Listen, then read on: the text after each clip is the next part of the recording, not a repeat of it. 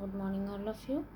In the last class, we have discussed about cement and its ingredients and hydration process of cement. And today we will discuss about water cement ratio, the relationship between water cement ratio and compressive strength, and physical properties of cement. So first we will discuss about water cement ratio. So what is water cement ratio? So water cement ratio is the ratio of amount of water to the amount of cement by weight. Okay. And the water in concrete has to perform two functions.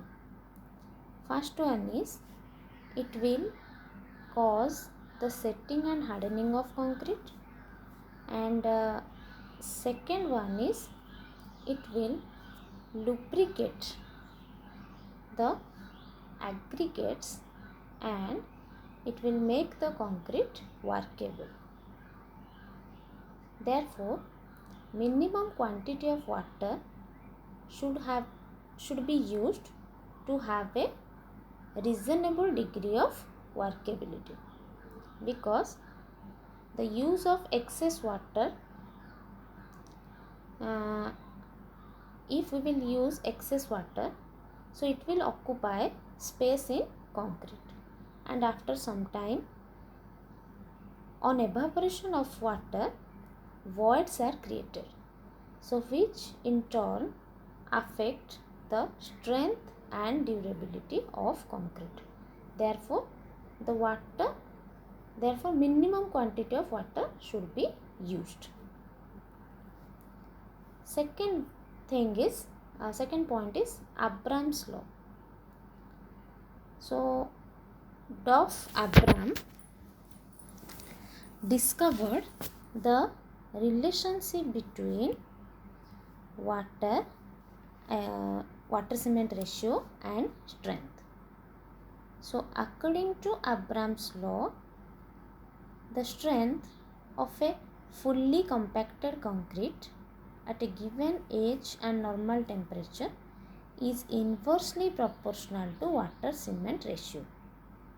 Okay, it is inversely proportional to water cement ratio. That means strength is inversely proportional to water cement ratio. So lesser the water used, higher the strength of the concrete, because just now we have discussed that if we will use excess of water, then it will occupy the space in concrete, and after some time the water, on evaporation of water, voids are created, so which will reduce the strength and durability of concrete. So for most of the application, water cement ratio should be between 0.4 to 0.5. Then next we will discuss about the physical properties of cement. So the important physical properties of cement are fineness, setting time, soundness, compressive strength, heat of hydration, and specific gravity. So first, fineness. Fineness of cement is a measure of the size of particle, and it is expressed in terms of specific surface of cement, and this fineness can be calculated from particle size distribution. So the finer the cement, the higher is the rate of hydration, as more surface area is available for chemical reaction, because for a given weight of cement, the surface area is more for finer cement than for coarser cement. So for finer cement, surface area is more. Therefore, if the cement is fine, then more surface area is available for the hydration process. So the rate of hydration will be higher, and this will result in early development of strength. And if the cement is ground beyond a certain limit, that means for more finer cement, it will adversely affect the properties of cement. If the cement is more fine than a certain limit, then it will adversely affect the property of cement because of prehydration of cement by atmospheric moisture. So if the cement is fine beyond a certain limit, then it will it will absorb the moisture from the atmosphere, and it will it will cause prehydration. So as per Indian standard specification, the residue of cement should not exceed 10% when it is sieved on a 90 micron IS sieve. Clear? The next property is setting time. So the setting time property is divided into two parts. One is initial setting time and second one is final setting time. So initial setting time is the time at which the cement loses its plasticity, and the final setting time is the time when the paste becomes a hard mass. Okay. So this setting time,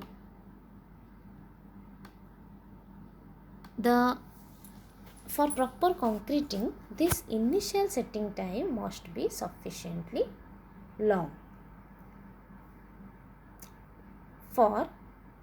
as it is required for finishing operation, that is for transportation and placing of concrete. Therefore, we need a longer initial setting time.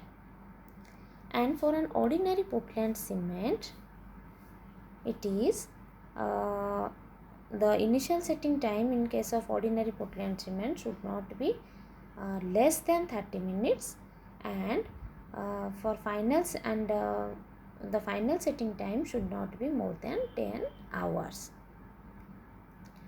And this setting time can be determined by using Vicat apparatus.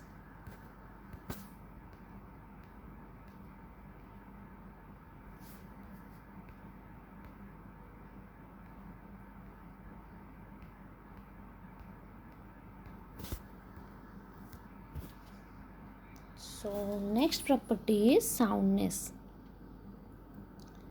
So first, what is soundness?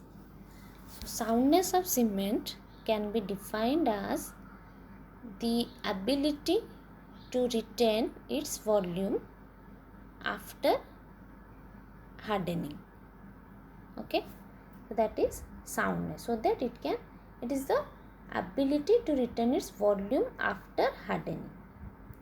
So the unsoundness. So if the unsoundness of cement is caused by undesirable expansion of some of the constituent of cement even sometimes after setting. So the unsoundness in cement is due to the presence of free lime and magnesium. So what happened? This free lime, which is present in cement as an important ingredient, it will hydrate very slowly because it is covered by the thin film of cement.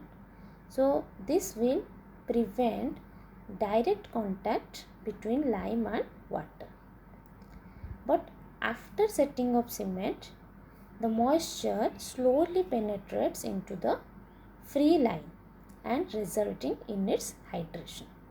So after hydration, it will form slaked lime.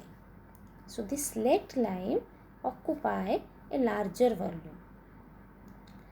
Therefore, expansion takes place, which will result in severe cracking. Okay, and unsoundness due to magnesia is similar to that of lime, and this unsoundness can be reduced by limiting the magnesia content to less than 0.5% in cement, by fine grinding of cement, by allowing cement to aerate for several days, and by thorough mixing. Okay, if we mix thoroughly the paste, then it can be reduced by some amount. So this soundness can be measured by Leach atelier apparatus as well as autoclave test. And in case of Leach atelier apparatus, it is specified that the expansion should not be more than 10 mm, and in case of autoclave test, it should not be more than 0.8%. Then next property is compressive strength.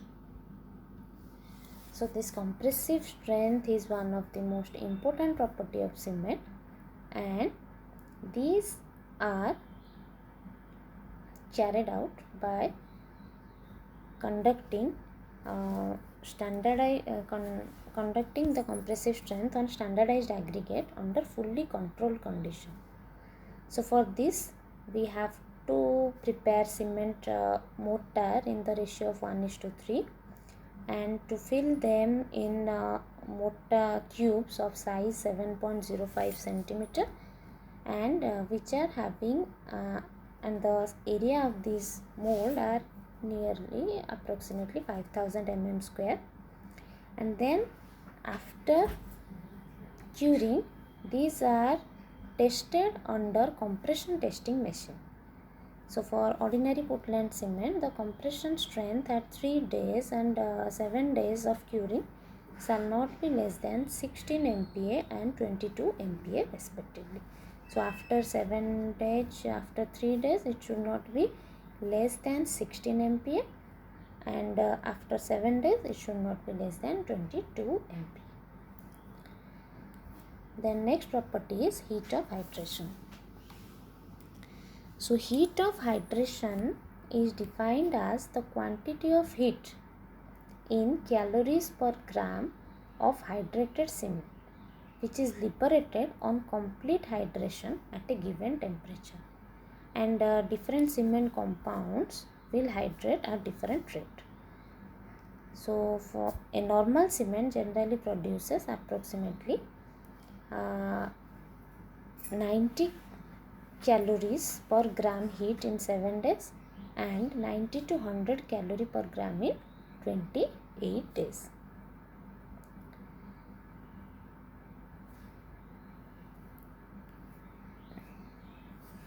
Next one is specific gravity. The specific gravity of Portland cement is generally about 3.15, and this specific gravity is not an indication of quality of cement, but it is used in calculation of mix proportion. So these are the different physical properties of cement, and in the next class we will discuss about types of cement. Thank you.